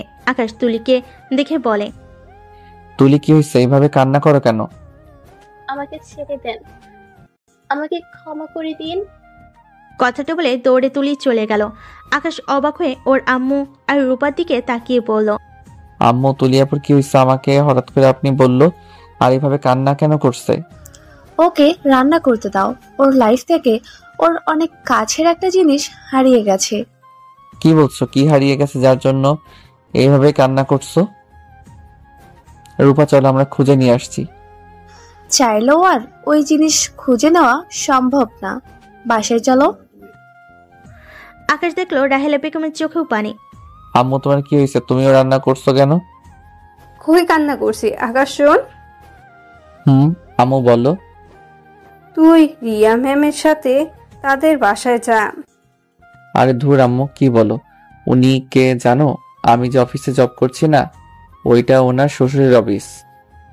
তাতে সমস্যা কি? তুই উনার সাথে গিয়ে উনার শাশুড়ির সাথে দেখা করগা। দেখ কি যাতা বলো না। যা বলছে তাই কর। ধুর, এসব করার সময় নেই আম্মু, বাসায় চলো। সকালে একটা বাসা ঠিক করতে হবে, তারপর একটা ইন্টারভিউ আছে, ওইটা দিতে হবে। ওই চাকরিটা মনে হয় গেছে গা। তুমি কিসের চাকরি খুঁজছো? আর কত টাকা বেতন পাবে? এই ধরো 30 বা 40,000। আমি তোমাকে 1,00,000 টাকা দেবো, অ্যাডভান্স 50,000 দেবো। তোমাকে শুধুমাত্র আমার বাসায় থাকতে হবে আর আমার স্বামীর অভিনয় করতে হবে। আমার শাশুড়ি অসুস্থ, আমার শাশুড়ি সুস্থ হলে আমাদের অফিসের ম্যানেজারের পোস্টে চাকরি দিব। আকাশ তো কথা শুনে অবাক হয়ে যায়। যত টাকার লোভ দেখান আমাকে, কেনা এত সহজ না। আমি আমার আম্মুকে ছাড়া থাকতে পারবো না। আমার 30,000 টাকা বেতন ভালো আছে, আমার আম্মুর কাছে তো থাকতে পারবো। তুমি চাইলে তোমার আম্মুকে আমাদের সাথে নিয়ে যেতে পারো। আকাশ, উনি যা বলছে রাজি হয়ে যা। আর তার সাথে বড় কথা, টাকা থেকে একটা মানুষের জীবনটা বড়। তোর এই অভিনয়ে একজনের জীবন বেঁচে যাবে। আর যদি আমার এমন হইতো তখন কি করতি বল? আচ্ছা, আমি কাজটা করব, কিন্তু আমি তো ওনার সম্পর্কে কিছুই জানি না। তাহলে কিভাবে কি করব? ধরা পড়ে যাব তো। আমি তোমাকে সব শিখিয়ে দিব। তুমি চলো আমার সাথে গাড়ির ভেতরে, আমি সব বুঝিয়ে দেব। আকাশ ওর আম্মুকে জড়িয়ে ধরে কপালে চুমু দিয়ে রিয়ার সাথে চলে গেল। রিয়ার সাথে গাড়িতে উঠতে গিয়ে বলল, রাহেলা বেগম আর রূপাকে নামিয়ে দিয়ে ওরা চলে যায়। বাসায় গিয়ে আকাশ রিয়ার পিছন পিছন বাসার ভিতরে ঢুকলো। বাসার ভিতরে গিয়ে একটা খেলনা আকাশের পায়ের কাছে এসে পড়লো। আকাশ কিছু দূরে হাঁটলে দেখলো 3-4 বছরের একটা ছেলে সবকিছু ঢিল দিয়ে ফেলে দিচ্ছে। রিয়া গিয়ে ছেলেটাকে কোলে তুলে নিল। আমার আর আদিত্য সন্তান। আব্বু আমার সরি, দেখো তোমার জন্য একটা জিনিস এনেছি। তুমি না বলেছিলে আব্বু কেন আছে না? আজ দেখো তোমার আব্বু তোমার কাছে এসেছে। আরিয়ান পিছনের দিকে আকাশকে দেখে রিয়ার কোল থেকে নেমে দৌড়ে আকাশের কোলে উঠে বলে, আব্বু তুমি এতদিন কই ছিলে? জানো আমি তোমাকে কত খুঁজছি, তুমি কেন আসো নাই? দুঃখিত আব্বু, আমি তো কাজে বাইরে ছিলাম, তাই তোমার কাছে আসতে পারি নাই। এখন তো এসে গেছি। আকাশ আমার সাথে আসো। আকাশ রিয়ার কথা শুনে ওর পিছন পিছন যেতে লাগলো। আকাশকে ওর আম্মুর কাছে নিয়ে গেল। আকাশকে দেখে ওর আম্মু দৌড়ে এসে আকাশকে জড়িয়ে ধরে কান্না করতে লাগলো। আকাশের আম্মু পড়ে যেতে নিলে আকাশ সাথে সাথে একটা হাত দিয়ে ধরে নিজের সাথে আরিয়ানকে নামিয়ে শুয়ে দেয়। আদিত্য, এতদিন কোথায় ছিলি? তোর আম্মু আব্বুর কথা কি মনে পড়ে না? আম্মু, আমি অসুস্থ ছিলাম, তাই আসতে পারি নাই। আর আমার অবস্থা ভালো ছিল না। আম্মু, আমাকে ক্ষমা করে দাও। আর কখনো চলে যাবি না বল? না আম্মু, আমি আর কোথাও যাব না। আম্মু, তুমি খাইছো? তোমার তো মেডিসিন খেতে হবে। ওয়েট করো, আমি খাবার নিয়ে আসছি। আকাশ রিয়াকে ইশারা করলে রিয়া আকাশের সাথে যেতে লাগলো। আকাশকে রান্নাঘর দেখিয়ে দিল। আকাশকে একটা প্লেটে খাবার দিয়ে ওকে পাঠিয়ে দিল। আকাশ ওর আম্মুর রুমে গিয়ে ওর আম্মুকে খাওয়াই দিতে লাগলো। তারপর আকাশ খাওয়া শেষ করে মেডিসিন খাওয়াই দিল। আকাশের আব্বু আসলে আকাশকে দেখে অবাক হয়ে যায়। আকাশকে ঠাস ঠাস করে থাপড় মেরে বুকে জড়িয়ে নিয়ে কান্না করতে করতে বলে, আকাশ কিছু বলতে যাবে তখনই রিয়া বলে ওঠে, আব্বু আপনার সাথে আমার কথা আছে, আপনি একটু আমার সাথে আসবেন। আরিয়ান, তুমি তোমার আব্বুর কাছে থাকো। রিয়া কথাটা বলে আদিত্যর আব্বুকে নিয়ে গেল। কিছু দূর নিয়ে গিয়ে বলল, আব্বু, আদিত্য আমাদের কাউকে চেনে না। আব্বু তোমাদের বলেছিলাম আমার আদিত্য মরে যায় নাই। এই দেখো, ওই আমার সামনে দাঁড়িয়ে আছে, কিন্তু আব্বু ওই আমাদের চিনতে পারছে না। রিয়া প্রথম থেকে রাহেলা বেগমের সব কথাগুলো বলতে লাগলো। আকাশ বাইরে এসেছে রিয়াকে ডাকতে এসে সব শুনে ফেলে। আকাশ সব শুনো না শোনার ভান করে রুমে গিয়ে ওর আম্মুর মাথায় হাত বুলিয়ে দিতে দিতে ভাবতে লাগলো, তাহলে কি ওরা আমার পরিবার? আরিয়ান আমার সন্তান, রিয়া আমার স্ত্রী, ওনারা আমার বাবা মা। হে আল্লাহ, আমার কেন কিছু মনে পড়ছে না। আকাশ কথাগুলো ভাবতে ভাবতে ওর চোখ থেকে এক ফোঁটা পানি নিচে পড়ে গেল। আকাশ ওর আম্মুকে ঘুম পাড়িয়ে দিল। আরিয়ান আকাশের কোলে ঘুমিয়ে যায়। এদিকে রিয়া আর আকাশের আপু আসলো। রিয়া আকাশকে বলল, আকাশ চলো আমার সাথে, তুমি ফ্রেশ হয়ে চলো, সবাই একসাথে খাবার খাই। আকাশ রিয়ার পিছন পিছন আরিয়ানকে কোলে নিয়ে যায়। রুমে গিয়ে আরিয়ানকে শুয়ে দিয়ে আকাশ বলে, আমি কি সত্যি আপনার স্বামী? আকাশের কথা শুনে রিয়া অবাক হয়ে গেল। রিয়া আকাশের দিকে তাকিয়ে বলল, আরে কি বলো, তোমার মতো আমার স্বামীকে দেখতে ছিল। আমি আপনাদের সব কথা শুনে ফেলেছি। তাহলে তো শুনে ফেলেছো, হ্যাঁ তুমি আমার স্বামী। আমার এই রকম কিভাবে হলো? আমাকে এমন কিছু বলতে পারবেন যেটাতে আমি আমার অতীতের কথা ভাবতে পারবো? যখন তোমার স্মৃতি ফিরে আসবে সেদিন নিজেই জেনে যাবে। থাক, মাথায় চাপ ফেলতে হবে না, তুমি ওয়াশরুমে গিয়ে ফ্রেশ হয়ে নাও। আর আলমারিতে দেখো তোমার অনেক শার্ট প্যান্ট আছে। আকাশ আলমারির সামনে গিয়ে শার্ট প্যান্টে হাত বুলিয়ে দিতে লাগলো। একটা প্যান্ট আর টি শার্ট নিয়ে ওয়াশরুমে চলে গেল। আকাশ ফ্রেশ হয়ে আসলে রিয়া ওয়াশরুমে চলে যায়। ওয়াশরুম থেকে এসে দেখে আকাশ আরিয়ানের মাথার কাছে বসে আছে। রিয়া আকাশকে দেখে বলল, চলো খাবার খেয়ে নিবে। রিয়া আকাশ নিচে চলে গেল। তারপর তিনজন মিলে খাবার খেতে লাগলো। খাবার খাওয়া শেষ করে আকাশ বলল, আমি কোথায় ঘুমাবো? আমার রুমে চলো, আরিয়ান তোমাকে দেখতে না পেলে আবার কান্না করবে। তোমার মতো তো রাগ জেদ হয়েছে। আকাশ আর রিয়া রুমে চলে আসে। রিয়া ড্রেসিং টেবিলের সামনে বসে থেকে চুলে বিনুনি করছে। আকাশ রিয়ার দিকে তাকিয়ে আছে। তুমি আরিয়ানের এক পাশে শুয়ে পড়ো। আপনি কোথায় ঘুমাবেন? আমি এই পাশে ঘুমাবো, তুমি ঘুমাও। আকাশ কাঁথা টেনে আরিয়ানের পাশে শুয়ে পড়ল। আদিত্যর শরীরটা অনেক ক্লান্ত থাকে, ঘুমিয়ে যায়। সকালে আরিয়ানের চিল্লাপাল্লাতে আকাশের ঘুম ভেঙে যায়। আকাশ চোখ খুলে দেখে আরিয়ান আকাশের হাত ধরে টেনে নিচে নিয়ে যায়। নিচে গেলে আকাশ দেখে দুইটা মেয়ে দুইটা ছেলে বসে আছে।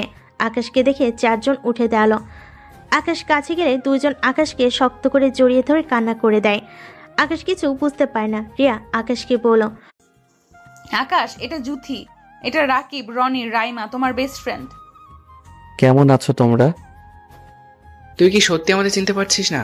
ভাবি, আমরা এভাবে ওকে আর দেখতে পারছি না। আমাদের বন্ধু আমাদের সাথে আগের মতো ব্যবহার করছে না। ভাবি, আপনি ওকে তাড়াতাড়ি চিকিৎসা করান প্লিজ।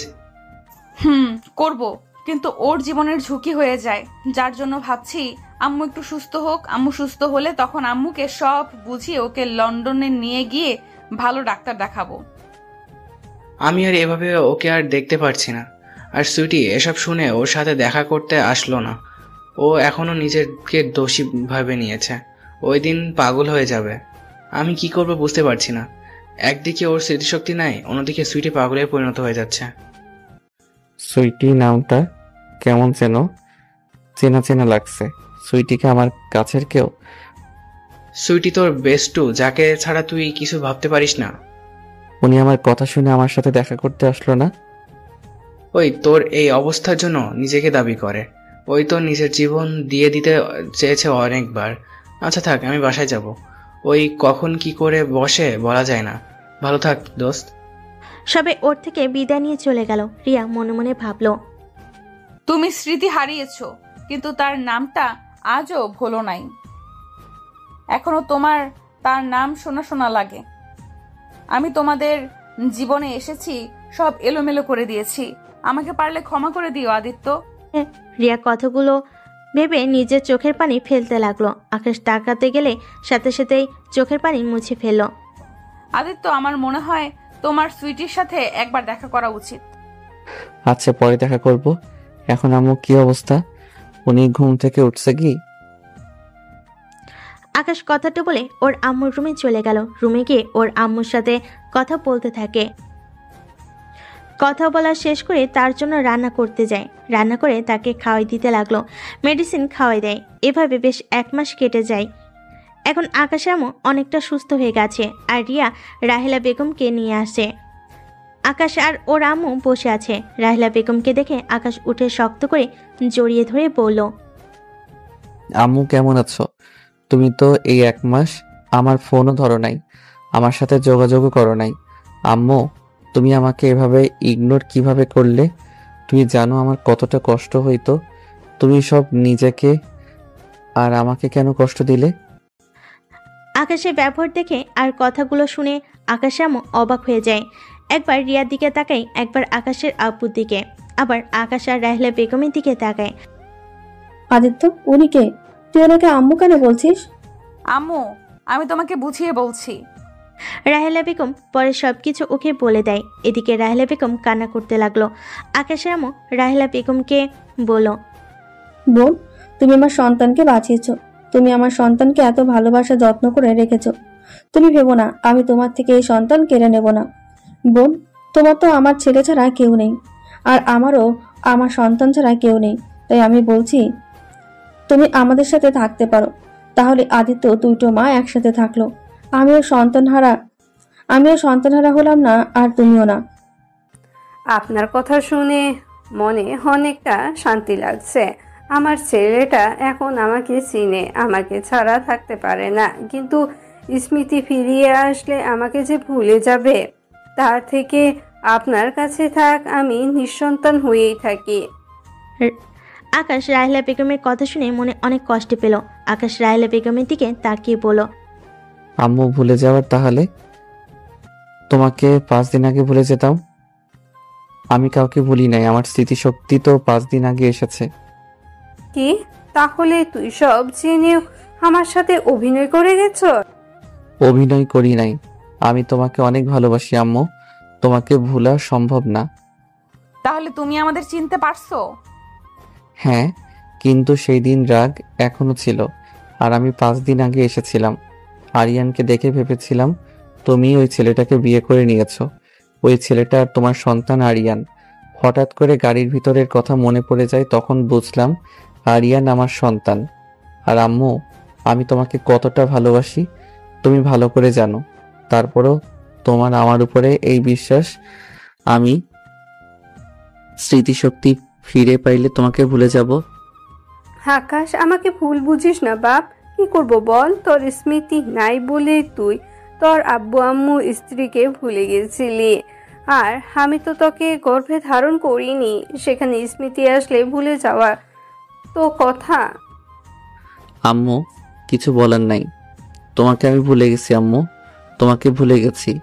আম্মু, জন্ম দিলে হয় না, যে ভালোবাসা দিয়ে আগলিয়ে রাখে সেই হলো প্রকৃত মা, তাকে ভুলা এত সহজ না।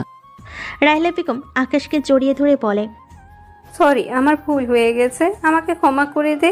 আমি জানি আমার আব্বু আমাকে অনেক ভালোবাসে। আমি তোদের মাঝে কাটা হতে চাই না রে বাপ।